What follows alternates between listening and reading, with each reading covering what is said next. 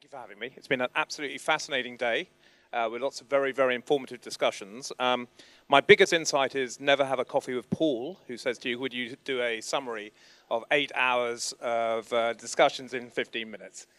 So that's a big insight for the day. Let me introduce myself. My name is Julian Critchlow. In 2 days' time, I will have been in the energy sector for 37 years. I spent most of my career in business. But then about 5-6 years ago, I retired from running the global practice for one of the consulting firms in the energy sector and was headhunted to go across to the government to be the DG within what was then Bain. Obviously gets renamed on a very regular basis. The DG responsible for effectively net zero. So from 2018 to 2021 up to COP26, I was the DG responsible for that. So I had the government side view of what we should do as an economy in the UK, why we should do it, and all of the implementation difficulties of that, and also setting up all the governance and the processes within government to achieve that. So with that context, I listened today with a great deal of interest. When I came out at the end of last year, we actually did a piece of work as Bain. I'm now back with Bain part-time as an advisory partner. And I persuaded them to do a piece of work pro bono looking at the green skills agenda for the UK.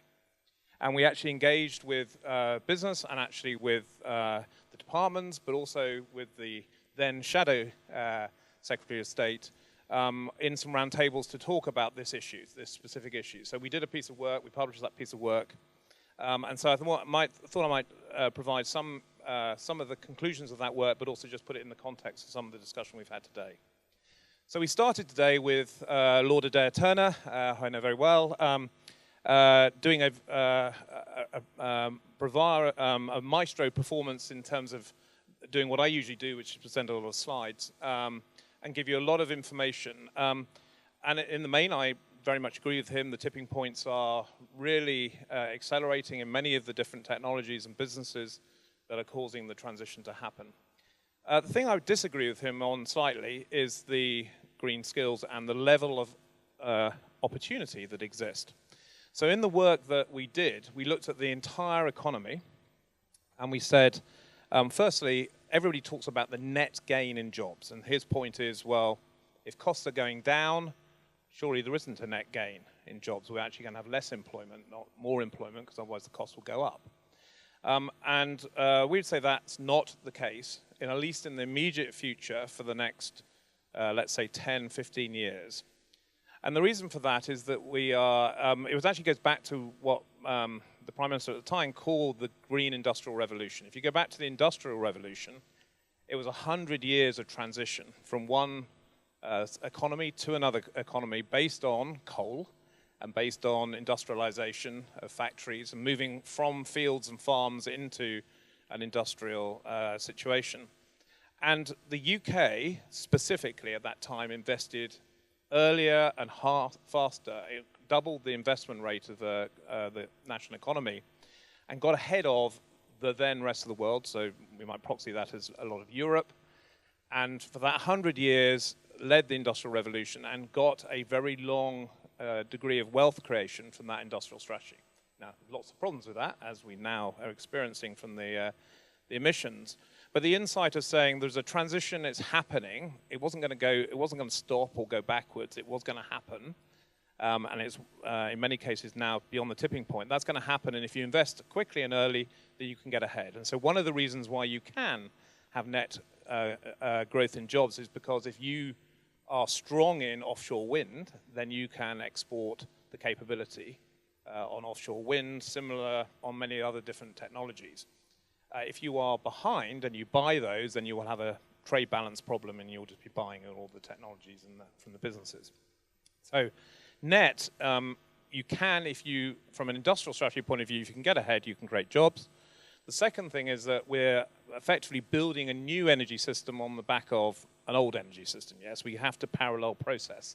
We're not going to stop having petrol cars because we might have electrified transport. So we will need to parallel run for quite a while in terms of our use of fossil fuels as we transition and build the new system. And because of that, we are building a lot of, for instance, offshore wind farms when we still have a lot of people employed in the oil and gas sector. And when we get to the end of life for those oil and gas assets, we're going to have to decommission them. And we might use them for carbon capture and storage, which means there's going to be jobs in the offshore for quite a while. So in that sense, there's a wave of capital we need to invest in the next 10 or 15 years to transition the economy creates incremental jobs. And that's what we did with the piece of work, was we looked at, in detail, sector by sector, what would be the impact. And so we said it's probably about a million jobs net new.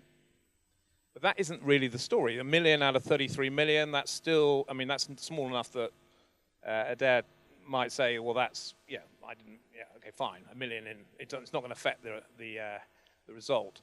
But when you then begin to look below the surface, you say the gross number of people that need to be reskilled or retrained, and I think that came up in a number of our discussions later, the gross number of people is much higher. It's more like 4 million, or 1 in 8 of the UK population. And when you consider, you go back to Adair's example of the miners, at peak it was 1.2 million people employed in mining. At the time of 40 years ago, when we had the miners' strike in 1984, we had 139,000 people employed in the mining industry. So if you're retraining 4 million people, then that's a very big thing. And we're trying to do that very fast. If you look at the net zero strategies, we're trying to do it in 10 or 15 years. So we think that this is a very, very significant challenge, and one which we need to grapple with, and that's why we did the piece of work. We think there's going to be, in most regions, we looked at it on a regional and sector basis. In most cases, it's pretty good news in the short run, because we keep on building these new assets at the same time as running the old assets. But there is a geographical mismatch. I mean, the West Midlands makes a lot of cars at the moment. It doesn't necessarily mean that we're going to put battery plants in the West Midlands. They could be anywhere. And so there can be, and obviously the same thing can be applied for exactly where we have oil rigs is not where we're going to put wind farms. So although there may be some jobs in the same locations, there's going to be a mismatch. There's clearly a skills mismatch. We talked, I think, in some of the sessions, a lot of those, electric vehicles. If you look at what's happening in markets like China or closer to us in the Nordics, you can see the effects of the transition to electrification, that cars just don't go to garages. They don't have the same dealer networks. It's a different proposition. We have 9,000 petrol stations, or 8,000 petrol stations in the UK. To cover the UK with fast charging infrastructure, we need 100 locations. We need lots of trickle charges at every parking space, but we need a completely different infrastructure. And so we're going to have 8,000 sites that are going to come free. So all of the people that Lorna talked about in terms of the repair, the complexity's less. There's going to be a big turnover in the automotive industry with new roles coming on and roles coming off. There's clearly, as we talked about in the session on the built environment, there's clearly a lot of retrofit needs to happen. There's 27 million homes that we need to change over and upgrade the energy efficiency of those homes. And so there's going to be, 250,000 people perhaps in that. So if you add those all up, there's a lot of skills that are required. And then we spent quite a lot of time on how do we make this transition happen. And what we said as part of the net zero strategies was we needed to have a plan, and that's what we did. And it's not going to be right. It's going to get evolved. It's going to get changed, but it's a plan that works, and that you can look at it, and you can look at all the sector implications right the way down to industrial decarbonisation, automotive electrification, the network. But then you have to add it all up again, and you have to look at what does that mean for planning. We talked about planning. You clearly, if you want to move the whole economy in 10 to 15 years, then just to put it in context, the last time we moved the energy system in 10 years was when we did natural gas conversion. And at that point, we owned the whole of the gas network.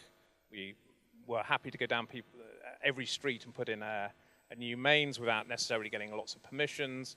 It was done, and that was and it added, because it was moving away from coal to gas, so everybody kind of wanted the clean new fuel. So that took 10 years. We're trying to do this transition in about 15. So we're having to do it at real speed.